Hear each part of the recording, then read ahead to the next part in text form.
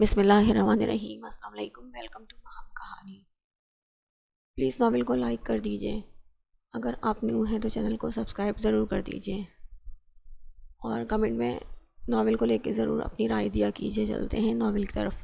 میں ناراض ہوں، اس نے خود ہی بتا دیا، مگر منہ حوث پھلا ہوا تھا۔ پھر ناراضگی کیسے دور ہوگی؟ شیر زمان نے اس کے ساتھ بیٹھتے ہوئے پوچھا۔ آئس کریم کھلائیں گے تو سوچوں گی، گلا خراب ہو جائے گا۔ ہیر ناراضگی میں وہاں سے اٹھ کر روم میں آ گئی۔ شیر زمان اس کے پیچھے روم میں آیا۔ وہ روم میں ادھر سے ادھر چکر کاٹ رہی تھی۔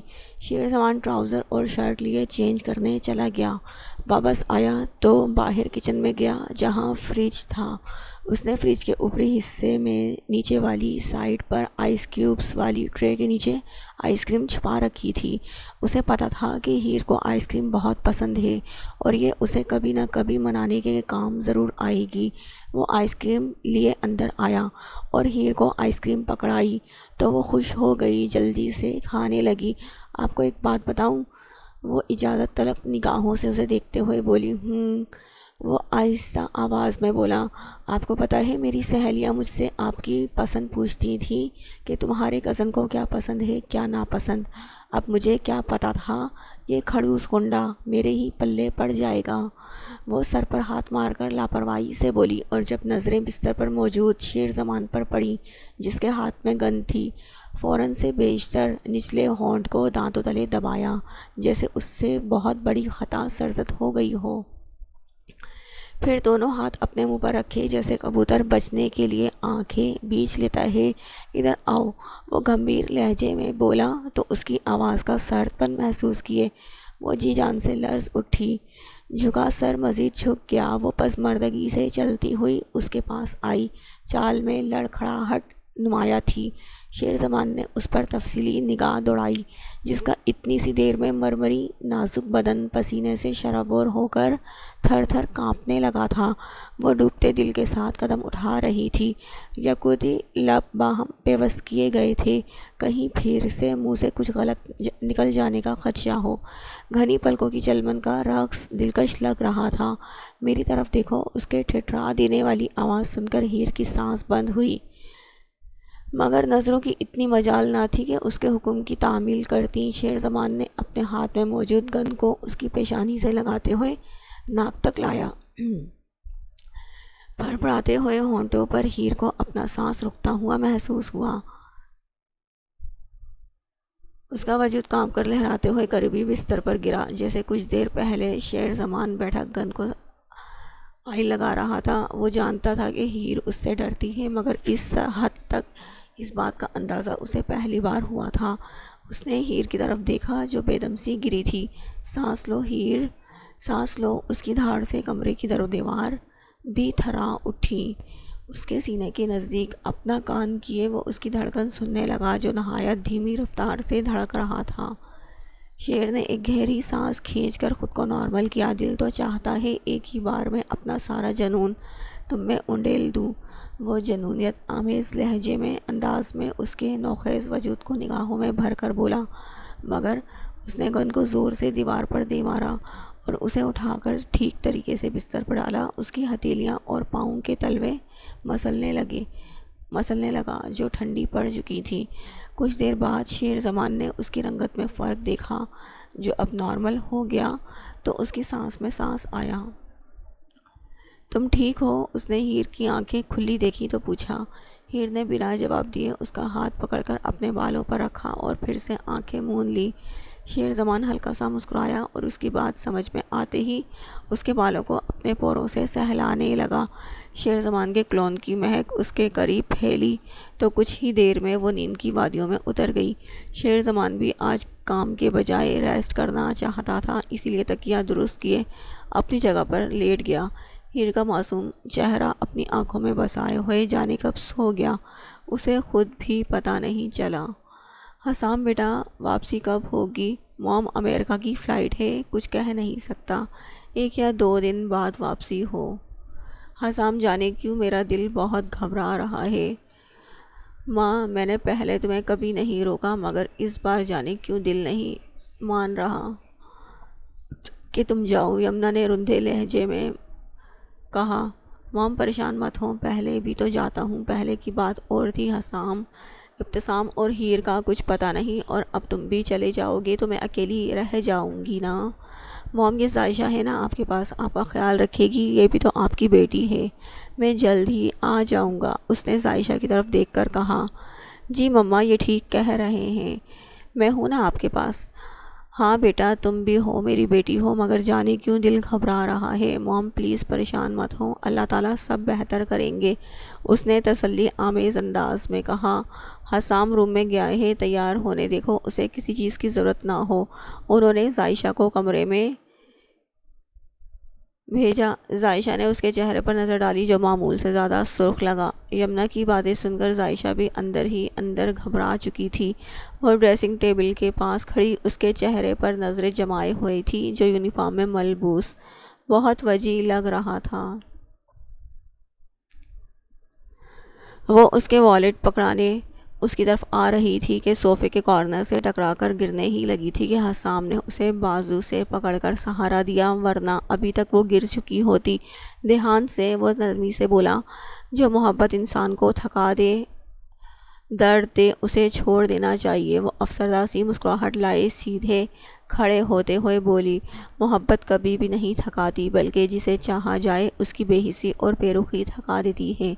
کیا میں اس بار مل کر جانے کا حق رکھتا ہوں؟ جانے کیسے وہ عائشہ کے دل کی بات جان چکا تھا۔ گلے لگا کر مجھے پوچھ مسئلہ کیا ہے، میں ڈر رہا ہوں تجھے حال دل سنانے سے۔ انا کا پرچم بلند کرنے کے بجائے اسے کچل کر حسام نے پہل کی۔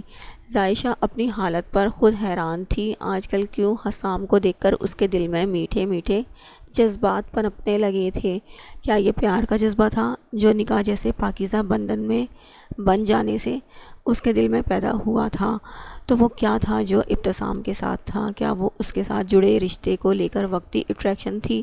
وہ انہی سوچوں میں غرق تھی، جانے کیوں عائشہ کا دل بھی ہمک ہمک کر اس سے ملنے کو مچل رہا تھا، مگر وہ اسے بار بار ڈپٹ کر چپ کروا رہی تھی۔ وہ اس کے سوال پر ہمدن گوش ہوئی اور انگلیاں چٹکانے لگی۔ حسام نے اس کے پاس آ کر اسے خود میں زور سے بھینچ لیا۔ عائشہ کو اس کے سینے سے حرکت محسوس ہو رہی تھی۔ اس کا ایک ہاتھ عائشہ کی کمر کے گرد بندھا ہوا تھا اور دوسرا ہاتھ اپنے گردن پر رکھا ہوا تھا۔ عائشہ نے اس کا گرم ہاتھ ہٹانا چاہا۔ شکایتیں ساری جوڑ جوڑ کر رکھی تھیں، میں نے گلے لگا کر اس نے اپنا سارا حساب بگاڑ دیا، وہ فسو خیزی سے بولا۔ عائشہ نے اس سے الگ ہوتے ہی فوراً اپنا ہاتھ اس کی پیشانی پر رکھا۔ ہاتھ اس کی پیشانی پر رکھا ہی تھا کہ اسے اگلے لمحے اپنا ہاتھ بے ساختہ واپس کھینچنا پڑا تھا، کیونکہ حسام کی پیشانی ایسے تپ رہی تھی جیسے گرم کوئلہ۔ اس کا تیز بخار دیکھ کر عائشہ کو اپنی سانسیں رکتی معلوم ہو رہی تھی۔ آپ کو تو بخار ہے، آپ کو آرام کی ضرورت ہے، وہ تشویش بھرے انداز میں بولی تھی۔ جانا ضروری ہے، حسام نے اپنی انگلی سے اس کے چہرے پر آئی بالوں کی لٹ کان کے پیچھے اڑ سی۔ میں دوائی لے لوں گا، تم اپنا خیال رکھنا، وہ کہتے ہی جانے لگا تھا کہ عائشہ نے اس کا پرحدت ہاتھ اپنے ہاتھ میں لیے اسے جانے سے روکا۔ جانے کس احساس کے تحت وہ ایڑیوں کے بل تھوڑا سا اوپر اٹھی اور حسام کی جلتی ہوئی پیشانی پر اپنے لب رکھ دیے۔ حسام تو خوشی سے جھوم اٹھا، اس پیش رفت کی امید کہاں تھی اسے عائشہ سے۔ حسام نے اپنے پوروں سے اس کا چہرہ اوپر اٹھایا، بند آنکھیں، ان پر سایہ فگن پلکیں، سرخ مائل دہکتے ہوئے رخسار، اونچی کھڑی ناک، اس میں چمکتی لونگ، اس کی نگاہ اس کے کپکپاتے ہلکے گلابی ہونٹوں تک گئی۔ اس کا حسن کسی کا بھی ایمان ڈگمگا سکتا تھا، وہ تو ویسے بھی اس کی محبت تھی۔ کیسے خود پر ضبط کے پہرے لگاتا، وہ خود پہ ضبط کھو بیٹھا تھا۔ اسے اپنے قریب دیکھ کر اس کی پیش رفت اس کے حوصلے کا باعث بنی۔ وہ اس کے ہونٹوں کو فوکس کرتا اس پر جھکا، وہ جو آنکھیں موندے اس کی شدتوں سے بھری نظروں سے بچ رہی تھی، اپنے ہونٹوں پہ اس کی گرم سانسیں محسوس کر کے آنکھیں کھولنے کی کوشش میں تھی۔ اس کے اگلے عمل سے واپس آنکھیں میج گئی۔ اس نے تو تھوڑی سی توجہ دی تھی اسے، اس کی بیماری کو مد نظر رکھتے ہوئے، مگر اس کے شوہر نامدار تو پورے کے پورے پھیل چکے تھے اور اپنی منمانیاں کر رہے تھے۔ عائشہ نے اس کی شدت کی تاب نہ لاتے ہوئے حسام کی شرٹ کے کالر کو اپنی مٹھیوں میں دبوچا۔ تم نے بہت غلط وقت پر اپنی رضامندی ظاہر کی ہے، کاش میں رک سکتا، کاش یہ وقت یہیں رک سکتا۔ وہ اسے چھوڑے ٹھنڈی آہ بھر کر بولا، میرا انتظار کرنا عائشہ، واپس آ کر ابھی تمہیں اپنے بیتے سالوں کی شدتیں بھی سنانی ہیں۔ وہ کہتے ہوئے باہر نکل گیا تھا، جبکہ عائشہ کو اپنی سانس بحال کرنے میں کچھ وقت لگا، مگر کون جانے خوشیوں کی عمر کتنی لمبی ہوتی ہے۔ حسام، جنت بیٹا تیار ہو گئے ہو؟ بریرہ نے ان کے دروازے کے باہر نوک کرتے ہوئے آواز لگائی، مگر کوئی جواب نہ ملنے پر انہوں نے دروازے کو ہلکے سے دھکیلا تو وہ کھلتا ہی چلا گیا۔ بریرہ نے اندر قدم رکھا ہی تھا کہ کمرے کی حالت دیکھ کر حیران ہوئی، مگر جب نظر سامنے جنت کے ہوئے نیم مردہ وجود پر پڑی تو گویا ساتوں آسمان قیامت کی طرح اس کے سر پر ٹوٹ پڑے ہوں۔ وہ تیزی سے بھاگتے ہوئے اس کے قریب آئیں، آنکھیں پھٹی کی پھٹی رہ گئیں اس کے زخمی وجود کو دیکھ کر۔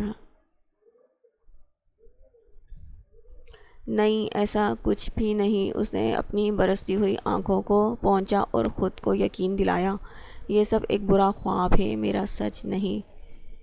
مگر جب اس نے جنت کے سوجے ہوئے چہرے پہ ہاتھ رکھا تو انہیں یقین آیا کہ ان کا وہم سچ میں ہو چکا ہے۔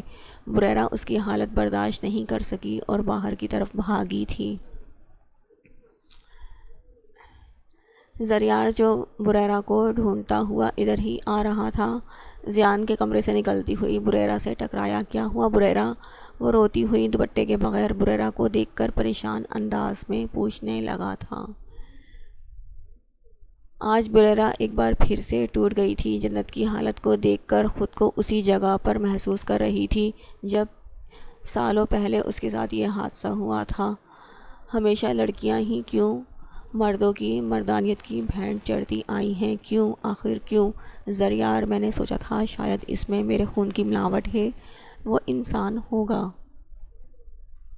مگر نہیں، میں غلط تھی، وہ تمہارا خون ہے، تمہارا گندا خون، جس نے مجھ جیسی ایک پاکیزہ لڑکی کو رون دیا۔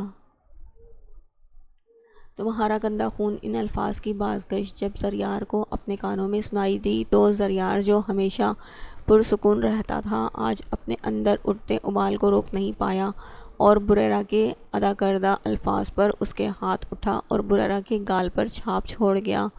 وہ حیرت سے بت بنی اپنے سائیں سائیں کرتے گال پر ہاتھ رکھ کر کھڑی تھی۔ جب چاہے مرد عورت کو دو کڑیگا بنا دیتا ہے، برباد کر دی تمہارے بیٹے نے آج ایک معصوم کی زندگی۔ وہ پھوٹ پھوٹ کر روتے ہوئے پچھلی دیوار کے ساتھ لگی اور ضبط کھوتے ہوئے گھسیٹتی ہوئی نیچے فرش پر گرنے کے انداز میں بیٹھتی چلی گئی۔ زریار اس کی بات کا مطلب سمجھ میں آتے سر اٹھانے کے قابل بھی نہیں رہا۔ زرشال اور منت جو صبح جلدی اٹھ کر کچن میں گھسی ہوئی تھی کہ آج جنت اور زیان کی پسند کا ناشتہ تیار کریں گے، پھر انہیں سرپرائز دیں گے، بریرہ کی رونے کی آواز سن کر اس طرف آئیں۔ زیان اور جنت کے کمرے کے باہر بیٹھی ہوئی بریرہ گھٹنوں میں منہ دیے زاروں قطار رو رہی تھی۔ زریار گمسم سا کھڑا تھا۔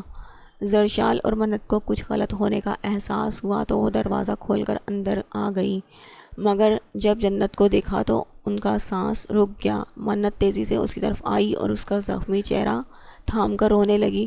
تم جلدی جا کر ضامن کو بلاؤ۔ زرشال روتے ہوئے جنت کے بے ہوش وجود کو دیکھنے لگی۔ منت نے زمارے کو بھی بتایا کہ ضامن اور زرشال اسے اسپتال لے کر جا رہے ہیں، تو زمارے بھی پریشانی سے ان کے پیچھے باہر گیا کہ وہیں جا کر معاملہ جان لے گا کہ ہوا کیا ہے۔ منت جو ان لوگوں کے اسپتال چلے جانے کے بعد روتے ہوئے باہر لان میں ہی کھڑی تھی، باہر دروازے سے اندر آتے ہوئے زیان کو دیکھ کر اس کی طرف لپکی تھی۔ آپ انسان ہیں یا جانور؟ وہ اس کا کالر دبوچ کر غرائی۔ تمیز سے بات کرو، وہ اس کے ہاتھ جھٹک کر بولا تھا۔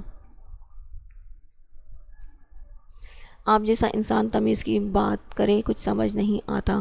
کیوں؟ کیا کیا آپ نے ایسا؟ کیوں کیا آپ نے ایسا؟ کیوں؟ کیا غلطی تھی میری بہن کی؟ کیوں اتنی بڑی سزا دی آپ نے اسے؟ ارے اصل قصوروار تو میں تھی، سزا دینی تھی تو مجھے دیتے، وہ تو میرے کیے کی سزا پہلے ہی بھگت کر آئی تھی، آپ کو اپنا مسیحا مان بیٹھی تھی اور آپ نے ہی اسے کتنی خوش تھی وہ آپ سے شادی ہونے کا سن کر۔ زیان ناسمجھی سے اسے دیکھ رہا تھا۔ زیان بھائی، مجھے وہ غلط لڑکا تنگ کرتا تھا، اس سے میرے لیے لڑنے گئی تھی جنت، اس سے میری تصویریں واپس لینے گئی تھی، وہ بیچاری تو بے قصور تھی، اس سارے معاملے میں اس کا کیا لینا دینا نہیں تھا، اس کا کچھ بھی لینا دینا نہیں تھا۔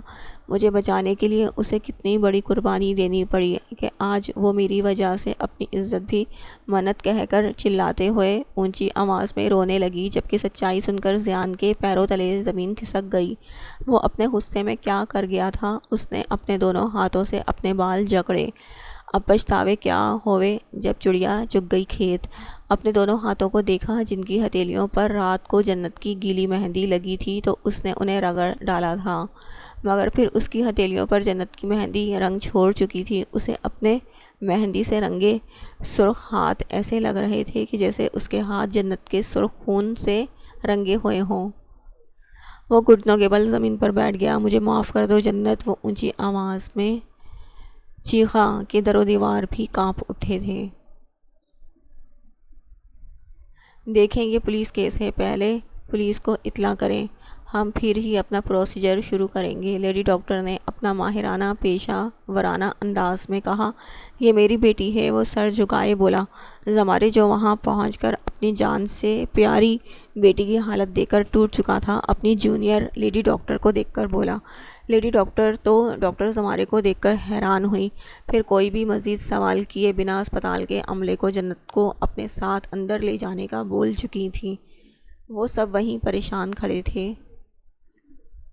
زرشال بریرا روتی ہوئی زرشال کے پاس آئی تاکہ اسے حوصلہ دے سکے۔ بس آپ ہی وہیں رک جائیں، زرشال نے اسے اپنے قریب آنے سے روکا۔ بے شک ہمارا رشتہ ہوگا، مگر میرا کوئی رشتہ مجھے میری اولاد سے زیادہ قریب نہیں، وہ سرد مہری سے کہتے ہوئے بریرا کو اپنی جگہ پر رکنے پر مجبور کر گئی تھی۔ بریرا نے کاٹدار نگاہوں سے زریار کو دیکھا جو بے بس نظروں سے زمارے کو دیکھ رہا تھا، مگر زریار میں اتنی ہمت نہیں تھی کہ وہ زمارے کو سہارا دے پاتا۔ جاتا بھی تو کس منہ سے اس کے پاس جاتا؟ یہ سب بگاڑنے والا، اس کے بھائی کی بیٹی کو اجاڑنے والا بھی تو اس کا بیٹا ہی تھا۔ خبردار وہیں رک جاؤ، ایک بھی قدم آگے بڑھایا تو کمینے میں تیرا منہ توڑ دوں گا۔ زیان کو کوریڈور سے اندر داخل ہوتے دیکھ ضامن دہاڑا تھا۔ مجھے اپنی بیوی سے ملنا ہے، وہ اپنے ہوش میں کہاں تھا؟ یہ سب جان کر کے بری طرح سے بکھر چکا تھا، اپنے کیے پر پشیمان تھا۔ جنت کی آہ و بکا اس کے کانوں میں گونج رہی تھی۔ وہ اسے کہہ رہا تھا گھن آئے گی تمہیں اپنے وجود سے، مگر آج اسے خود اپنے ادا کیے ہوئے الفاظ اپنے آپ پر پڑھتے ہوئے محسوس ہو رہے تھے۔ اسے خود اپنے وجود سے گھن آ رہی تھی۔ کیسے کچل گیا تھا وہ اس انچھوئے مومی مجسمے کو! دل تو چاہ رہا تھا دھاڑے مار مار کر روئے، زمین پھٹے اور وہ اس میں سما جائے شرمندگی سے۔ وہ ضامن کی بات سنے بنا اندر آ رہا تھا کہ ضامن نے ایک زوردار پنچ اس کے منہ پر مارا۔ زیان کی ناک سے خون بہنے لگا تھا،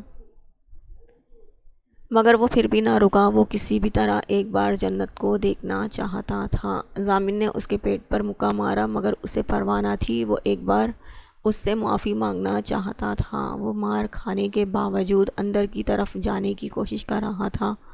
زریار اور بریرا خاموش کھڑے اپنے بیٹے کو ضامن سے مار کھاتے دیکھ رہے تھے۔ زمارے بھی اپنی جگہ خاموش تماشائی بن کر کھڑا رہا، جیسے اسے زیان سے کوئی سروکار نہیں تھا، وہ جیے یا مرے۔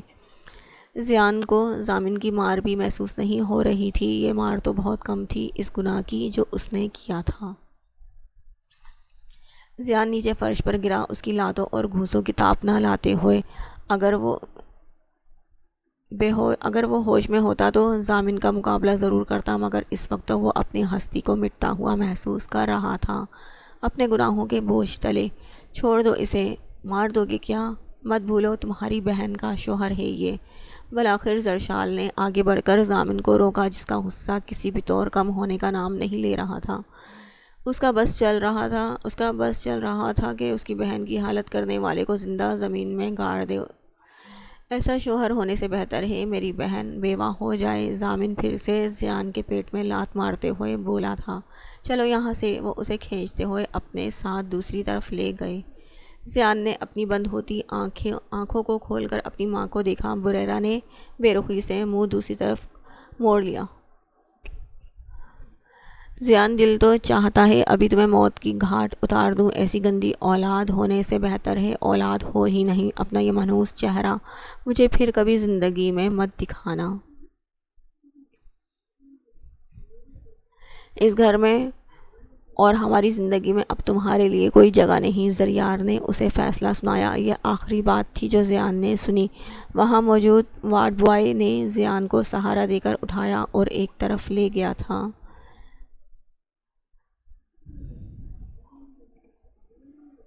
2 سال بعد کائیں کائیں کوے کے بولنے کی آواز مسلسل صبح سے کانوں میں سنائی دے رہی تھی۔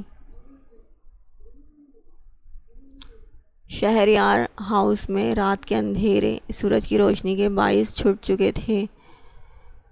سورج کی چمکتی ہوئی کرنیں شہریار ہاؤس کے بڑے سے لان کے باغیچے میں لگے قطار در قطار مختلف قسم کے پودوں کو اور پھولوں کو چھو رہی تھی۔ صبح صبح سبز پتوں پر پڑی شبنم تازگی کا اور ٹھنڈک کا احساس دلا رہی تھی۔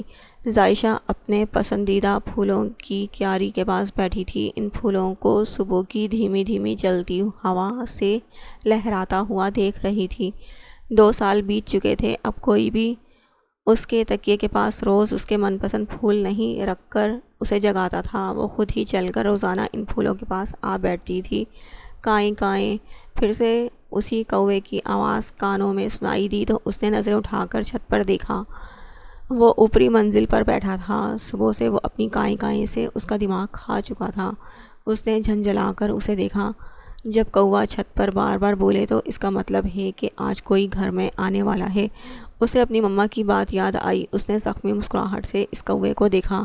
یہ کس کے آنے کی خبر دے رہا ہے؟ میں اسے بھگا دوں گی، وہ سوچتے ہوئے اپنی جگہ سے اٹھی اور اندر جاتے ہوئے سیڑھیوں کے راستے چھت پر آئی تاکہ اس کوے کو بھگا سکے۔ اسے جس کے آنے کا انتظار تھا، شاید ہی وہ لوٹ کر آتا، شاید نہ آتا۔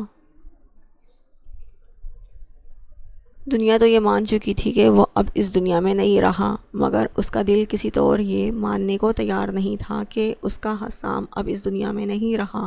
اسے آج بھی وہ دن یاد تھا جب حسام کے جانے کے بعد ابھی کچھ گھنٹے ہی گزرے تھے کہ ٹی وی پر نیوز آئی تھی کہ PIA کا جہاز نمبر 1 خطرناک ترین حادثے کا شکار ہوئے گر کر تباہ ہو چکا ہے۔ اس جہاز میں موجود کوئی بھی ذی روح نہیں بچا۔ شہریار اور یمنا، جو پہلے ہی 2 بچوں کی گمشدگی کی بات سے پریشان تھے، حسام کی موت کی خبر سن کر تو گویا قریب الموت تھے۔ ایسے کڑے وقت میں ظائشہ نے انہیں سنبھالا اور اپنی پریشانی اور غم کو بھلائے بیٹی ہونے کا پورا فرض ادا کیا۔ گھر کے سامنے ایک کیب آ کر رکی، اس میں سے چمکتے ہوئے جوتوں والے پاؤں باہر آئے اور پھر سیاہ پینٹ دکھائی دی۔ اس کی پشت تھی گھر کی طرف۔ ظائشہ نے اسے دیکھا تو کوے کو وہیں چھوڑ نیچے کی طرف بھاگی۔ مما، پاپا، میں نے کہا تھا نا حسام واپس آئیں گے، مما جلدی آئیں، دیکھیں حسام واپس آ گئے ہیں، میرے حسام واپس آ گئے، وہ پاگلوں کی طرح بھاگتے ہوئے تیز آواز میں بولی تھی۔ شہریار اور یمنا جو اپنے کمرے میں تھے، ظائشہ کی پرجوش آواز سن کر ایک دوسرے کو دیکھنے لگے۔ یہ ظائشہ کیا کہہ رہی ہے؟ شہریار نے یمنا سے پوچھا۔ اللہ پاک اس کی زبان مبارک کرے، کاش وہ جو کہہ رہی ہے وہ سچ ہو، یمنا نے خوشی سے لبریز انداز میں کہا۔ آئیں باہر چل کر دیکھتے ہیں، کہتے ہوئے وہ دونوں ایک ساتھ باہر نکلے۔ آپ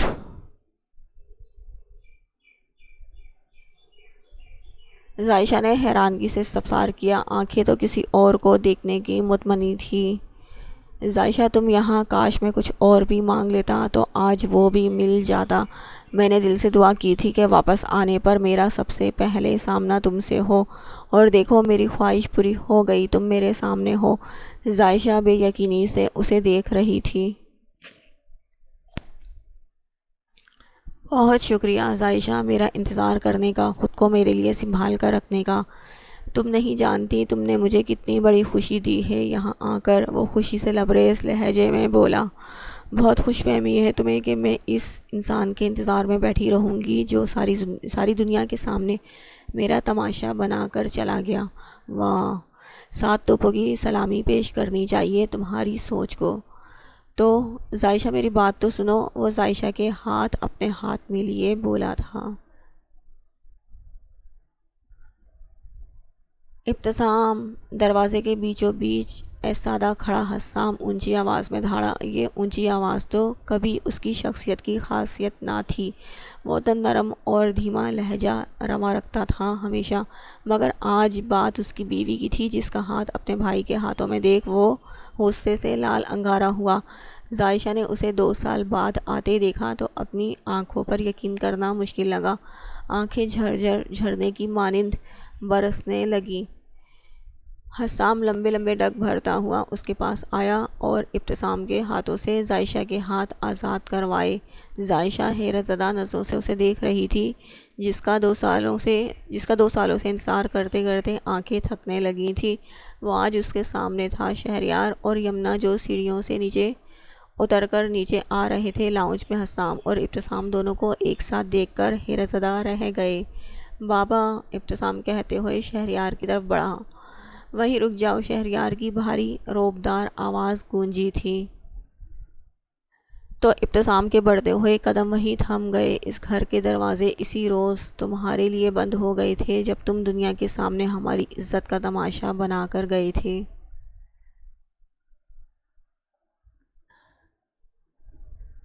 بابا پلیز مجھے اپنی صفائی پیش کرنے کا ایک موقع تو دیں، وہ اپنی صفائی میں بولا۔ جس طرح زریار اور بریرا نے اپنی اولاد کو صفائی کا ایک بھی موقع نہیں دیا اور اس پر اپنا فیصلہ مسلط کیا اور بعد میں نقصان اٹھایا، میں ان کی غلطی نہیں دہراؤں گا۔ میں تمہیں ایک موقع دوں گا اپنی صفائی پیش کرنے کا۔ چلو ذائشہ۔ حسام اس کی کلائی پکڑ کر اندر کی طرف بڑھنے لگا تو ابتسام جو شہریار سے بات کر رہا تھا، حسام کو ذائشہ کی کلائی پکڑتے دیکھا تو اس کی طرف آیا۔ چھوڑو ذائشہ کا ہاتھ حسام، اپنی بیوی کو چھوڑنے کی صفت آپ میں ہوگی، مجھ میں نہیں، وہ کاٹدار آواز میں کہتے ہوئے ذائشہ کو حق سے اپنے ساتھ لیے جانے لگا تھا کہ شہریار کی آواز سے وہ دونوں وہیں رکے اور پیچھے مڑ کر دیکھا۔ ذائشہ یہاں آؤ۔ انہوں نے اسے اپنے پاس بلایا تو حسام نے اس کی کلائی آزاد کی تاکہ وہ جا سکے۔ وہ دھیرے دھیرے چلتے ہوئے ان کے پاس آئی تھی۔ تمہاری بات سننے کے بعد تمہیں معافی مل سکتی ہے یا نہیں، اس کا فیصلہ ہماری بیٹی ذائشہ کرے گی اور اس کا فیصلہ حرف آخر ہوگا۔ یہ جو بھی فیصلہ کرے اس میں کوئی رد و بدل نہیں ہوگا۔ شہریار نے ذائشہ کو دیکھ کر کہا۔ بتاؤ اپنی صفائی میں کیا کہنا چاہو گے؟ شہریار نے سپاٹ انداز میں کہا۔ سب ہمتاً گوش ہوئے۔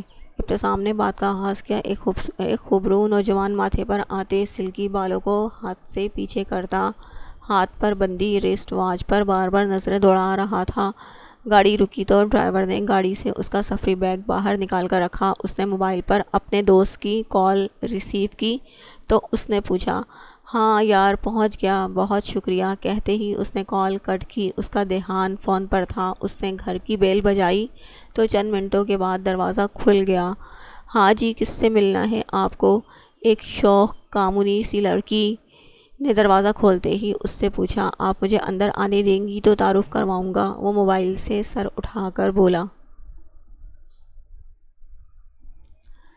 ارے ایسے کیسے اپنے گھر میں گھسنے دوں؟ کوئی دید لحاظ ہے تم میں یا نہیں؟ وہ کمر پر ہاتھ رکھے لڑاکا انداز میں بولی تھی۔ اس نے سامنے موجود لڑکے پر تفصیلی نگاہ ڈالی۔ اس کے ڈارک براؤن آنکھیں دھوپ کی چمک سے چمک رہی تھیں۔ والوں کو اچھے سے جیل سے سیٹ کیا گیا تھا، کلین شیو کیے وہ لڑکا اپنے حلیے سے بالکل مغربی انداز اپنائے ہوئے تھا۔ اس کا کثرتی وجود اس کی شخصیت کو اور نمایاں بنا رہا تھا۔ اس نے اپنی فرنٹ پاکٹ سے نظر کے گلاسز نکال کر آنکھوں پر لگائے اور گیٹ کے باہر دیکھا، جہاں خان حویلی کے بجائے کچھ اور ہی کنندہ تھا۔ وہ شرمندہ ہوا۔ اوہ سوری، میں شاید غلط گھر آ گیا، اس نے معذرت خواہانہ انداز میں کہا۔ بڑے دیکھے ہیں تم جیسے لفنگے جو یوں ہی منہ اٹھا کر لوگوں کے گھروں میں داخل ہوتے ہیں فضول کی جان پہچان بڑھانے کے لیے۔ دیکھیں اب آپ حد سے بڑھ رہی ہیں، میں معذرت کر تو رہا ہوں۔ اوئے چشمہ ٹو، یہ معذرت کا ڈرامہ جا کر کسی اور سے کر، میرے سامنے نہیں چلے گا۔ یہ دراصل میرا گھر ہے، یہ ساتھ والا تھا، اس نے غلطی سے اس گھر کی بیل بجا دی، وہ کہتے ہوئے مڑا۔ او تو تم اس گھر میں رہتے ہو، وہ پیچھے سے بولی۔ کیوں، کیا ہوا؟ وہ پلٹ کر بولا۔ کچھ نہیں، اس گھر میں تو سارے ہی نمونے رہتے ہیں بڑوں کو چھوڑ کر، چلو ایک نمونے میں اضافہ ہو گیا۔